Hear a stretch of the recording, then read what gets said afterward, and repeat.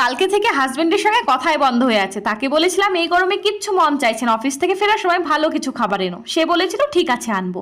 আমি ও রান্নাবান্না না করে তার অপেক্ষায় পেটে খিদে নিয়ে বসেই আছি। সে আসবে আর আমরা একসঙ্গে বসে খাবো। এদিকে রাত্রি 9:30 বেজে যাচ্ছে, সেও আসছে না। অপেক্ষায় থেকে থেকে দেখি 9:45 নাগাদ বেলের আওয়াজ। তাড়াহুড়ো করে গেট খুলতেই বড় একটা প্যাকেট সে আমার হাতে ধরিয়ে দেয়। কিচেনে গিয়ে প্যাকেট খুলে ঢালতে গিয়েই এ কি, এ তো কাঁচা মাছ, তুমি এত রাত্রে মাছ কেন এনেছো?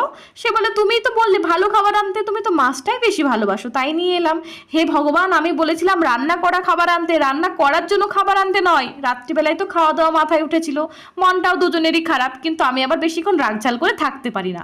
তাই ভাবলাম ও তো মাছের কাটলেট খেতে ভালোবাসে, ওটাই বানিয়ে ফেলি, ওরও মনটা ভালো হয়ে যাবে আর কথা বলার একটা সুযোগ পাওয়া যাবে।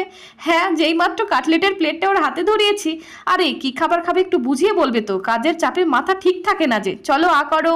তার শত পছন্দের খাবার হলেও প্রথম বাইটটা সে কিন্তু আমাকেই দেয়।